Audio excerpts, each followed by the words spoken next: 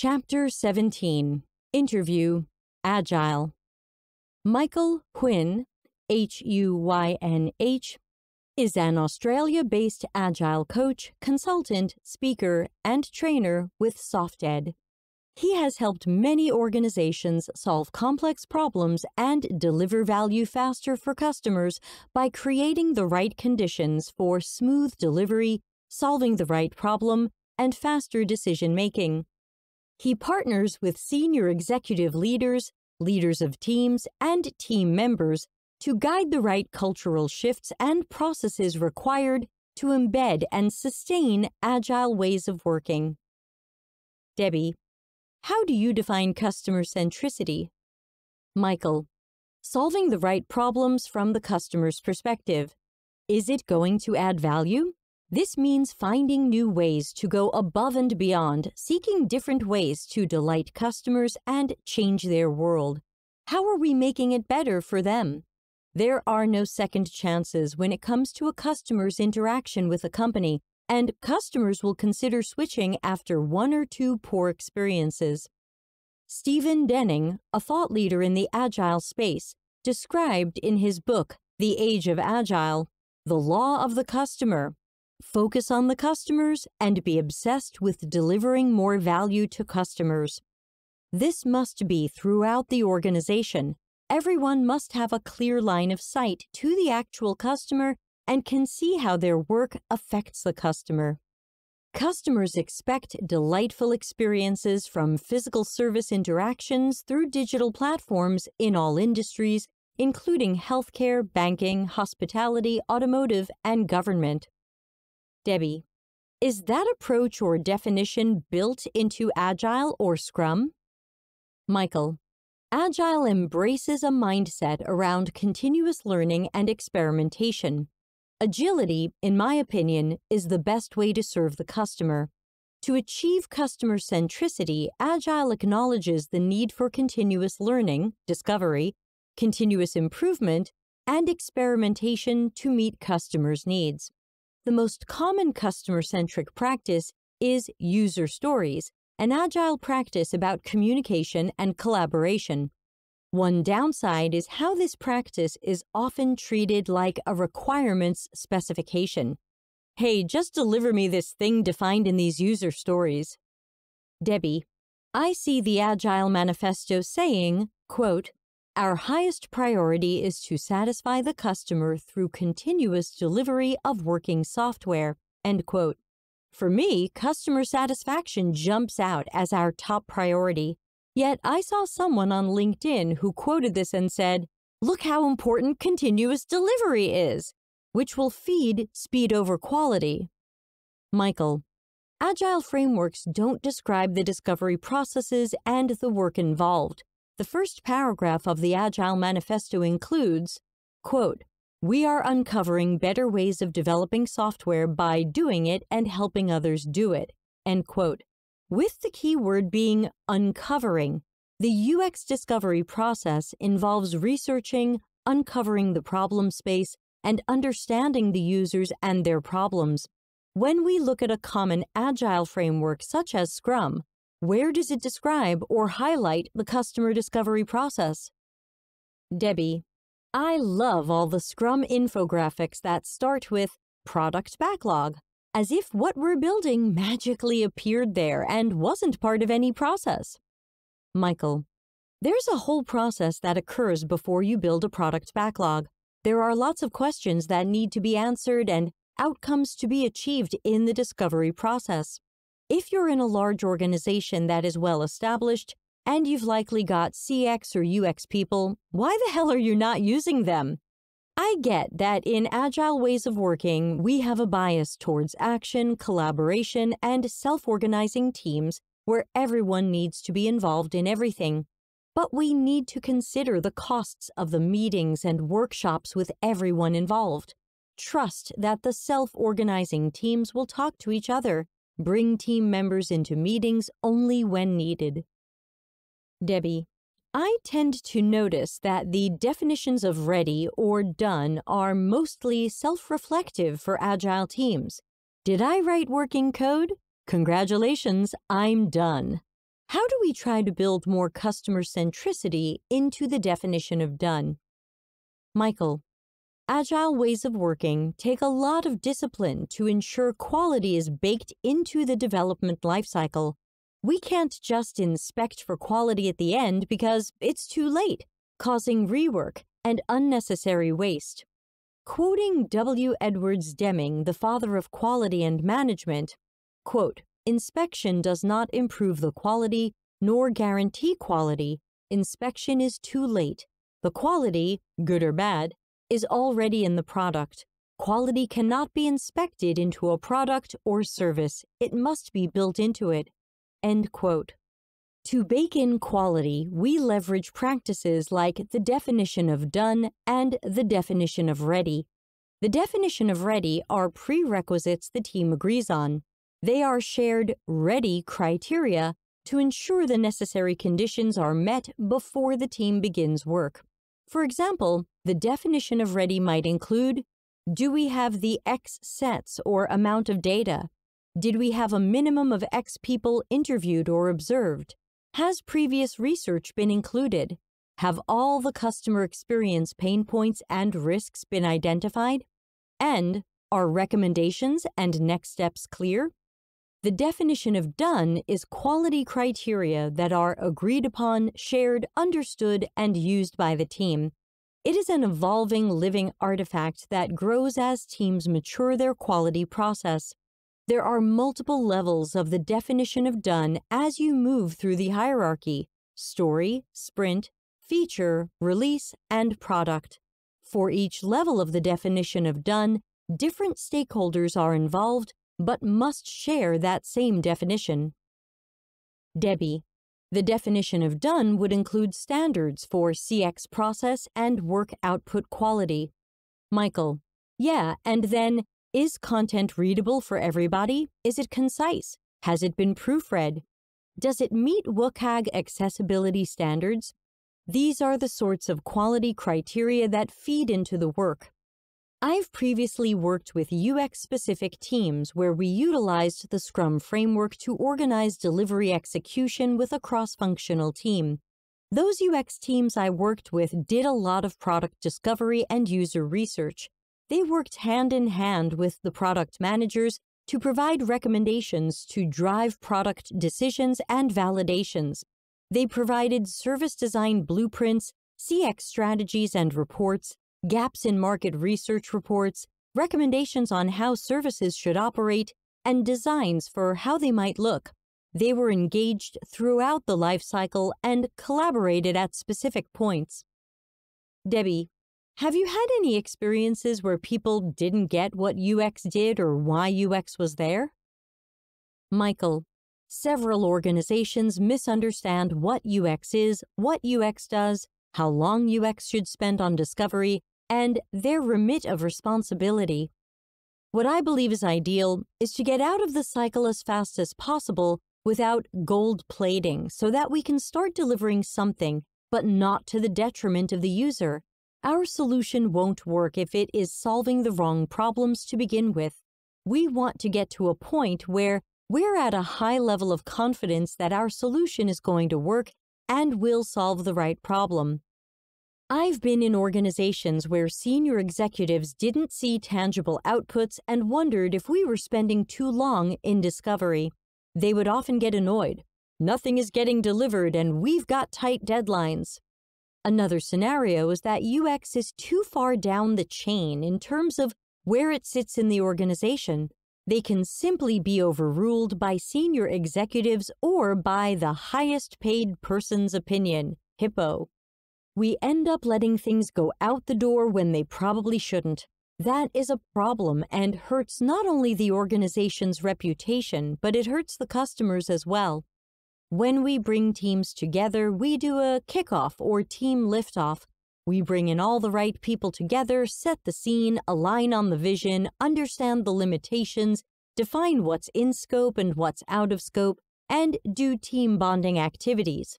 We come together with a team agreement, a team way of working. What do we agree to? How are we going to work with each other?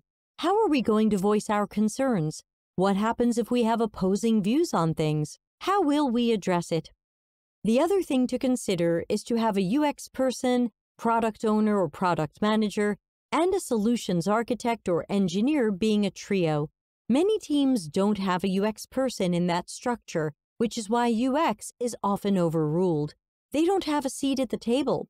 In a more structured Agile framework like SAFe, UX isn't part of the leadership team and they get overruled all the time. Agile frameworks could do with some improvements and iterations.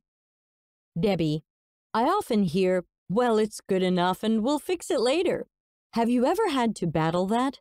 Why are we releasing it if we know it needs to be fixed? Michael, it doesn't matter what organization I've been in. There is always that tension of when should we release it? This is where the executives make the decision unless others are fighting and saying that we should not release this. It's a hard conversation.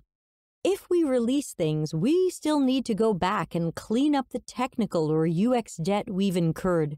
Why would we want to risk the company's reputation and piss off the customers in the process of releasing something we said was good enough for now? That's a very dangerous game. Debbie, what would you say to some of the Agile approaches or frameworks that say you need a UX skill on the Agile team, but it doesn't have to be a UX specialist? These frameworks often say that UX can be decentralized and anybody can do UX work. Michael, one of the teams I had the opportunity to coach was building internal software for call center support staff in a large Australian government agency. They did a few iterations and then it was released to staff. Developers were convinced that their hard work was going to make life easier and solve the challenges the customer support staff were having. This was a team that did UX on their own by reading some articles online, no UX qualifications or experience. When it was released, they went to see it in action and see how well it worked in the field. But they saw the overwhelming amount of clicks it took for someone to find details and information. They saw the jumping from screen to screen based on the nature of the call and the details they needed to find to serve the customer. They saw just how bad the design and their assumptions were. They said, oh wow, we really made things worse. If this software were released externally, that would become an even bigger problem. That's a huge reputational problem and risk. This is where UX work is absolutely important. If you have UX budget and capabilities on your team, use them. They're a skill set that should be leveraged. They're the experts in the field and capability. Debbie, what do you think about a model where prioritization is more of a shared adventure between the triad of product, UX, and engineering? Michael, I think that's an awesome way to do it. There are lots of prioritization frameworks, but you need to make sure you include scores for desirability, feasibility, and viability. This ensures that critical elements are covered and there is a healthy balance in our prioritized work. Desirable. From a UX perspective, is there evidence of the pain points this solves? Feasible. Can we technically do it, and are there enabling capabilities to do it? Viable. From a business perspective, does this have a long-term potential for success, and does it offer value to the business? Debbie, desirability is supposed to be from the customer's perspectives based on what we know about them, not based on a stakeholder declaring what they think people will like. Michael, yeah, absolutely. Prioritization drives the right conversations. Don't avoid the hard conversation because something got the biggest score and we say it's the top priority. Debbie, there's always someone who is sure that they just need to ask a user what they want and then build that. There's always a product person who wants to sketch some screens because they're sure their vision for the product is the right way to go. They tend to disregard UX or treat UX as, oh, you must be the secretary who's here to sketch my idea. Michael, yeah, that's a problem. If UX doesn't have a seat at the table, then what hope is there for us to solve the right problems for customers? This is a broader problem, not just a product problem. These are organizational problems that could adversely affect the survival of companies. There is a high price for delivering poor customer experiences. Losing customers is expensive. Everyone's an influencer now. I think about the video where singer-songwriter Dave Carroll did a protest song, United Breaks Guitars. Weblink, cxcc.to/A110. The video went viral, and United Airlines stock fell 10%, costing about $180 million. Debbie, if I took a 2-day JavaScript course, you could tell me how good or bad my coding is. I forgot who I heard say this, but the outcomes of UX are so far in the future. If a product owner does some flawed research or design, it could take months to learn that they have the wrong solution. You don't know in the moment the way you know with code. Michael, I want to tie this back to the Dunning-Kruger effect. It's a super weird phenomenon where people with low abilities tend to overestimate their capability. It's often at the peak of Mount Arrogance where this person has the greatest confidence in the world. You just finished this 2-day certification, whether it be UX, product owner, or Scrum Master. You get these 2-day experts that come out after a Scrum or product owner certification saying, "Look at me, I'm a product person or a Scrum Master now." Yes, you sort of understand the rules of the game. Like a baseball beginner, you have just read the baseball guide, understood the rules of the game, and how to play. You might have watched a few games on television. That doesn't mean you have any real skin in the game, especially if you have never stepped foot on the field and hit the ball before. You think you can take on the world, but soon enough, you fall off the cliff. You realize, maybe I screwed the pooch on this, but it's probably too late. That's where you start on the path of enlightenment. I would caution that anybody trying this type of approach should remember that there are experts out there and there's a lot to learn from them. Debbie, and the experts can tell the difference between good and bad work, so please believe them. This reminds me to talk about accountability. There's often no accountability for disaster projects, the costs of poor quality, or the loss of customers. What is your perspective on what we need to do differently for accountability to have some adult teeth? Michael, what if teams owned their budget and outcomes? They would have full rights to make decisions around who is on the team, what skill sets are needed, and what capabilities they need in the team. That would constrain them to operate like their own business and be forward-thinking. That makes them fully accountable for the budget, the team, and the outcomes. Each role should have a level of accountability, but at the end of the day, the product person makes many of the final product decisions. That's the job, and that's why it's a hard and often thankless role. As soon as something is successful, the team has a big, "Hurrah! Great work, team!" But when things slip, the product person is the one that generally gets in trouble because they made the final call and decisions. What I have observed in different organizations is that they don't put enough accountability on these product people. This might have something to do with decisions going through multiple layers of decision makers. Product people should be working with senior executives and, ideally, the CEO. But in organizations that are even more bureaucratic, the product managers and product owners aren't the real product managers and product owners. The decisions are made by executives. They're the real product owner or product manager. In that case, we can make teams accountable, but at the end of the day, who's accountable? It's probably the executive. If you have more layers in the hierarchy, then perhaps the accountable person is a VP of product. This is also where a good Scrum Master or an Agile coach can help drive that level of accountability back on these VPs and back on teams. They'll help drive the retrospective action items forward. If teams are coming up with their own ideas and solutions to team problems, they will own these ideas and solutions. The Agile coach or a Scrum Master will hold the mirror help them reflect on those things, and coach them through it to make sure that there is accountability for these changes. Consider a futurespective or pre-mortem. Imagine the worst things that could possibly happen to try to avoid risks, address assumptions, and prepare for the worst things that could happen. These sorts of practices can help us to think forward. Retrospectives are a lagging indicator. It's already happened. The shit has hit the fan. Now we're trying to resolve it and remedy it. We need to look at leading indicators, signs, and signals that might tell us that we are going down the wrong path before risks happen. Small experiments and tests are your best leading indicators. Experiment with small groups of people to get feedback regularly and often. Put the concept into the hands of the end users.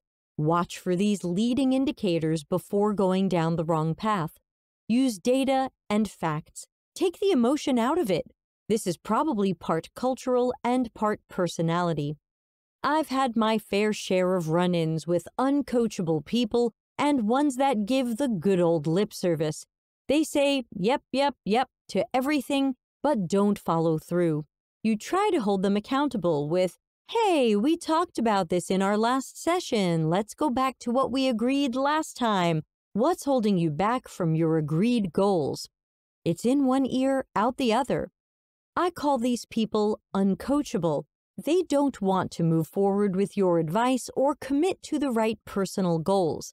They're happy with what they're doing, and there is no real commitment.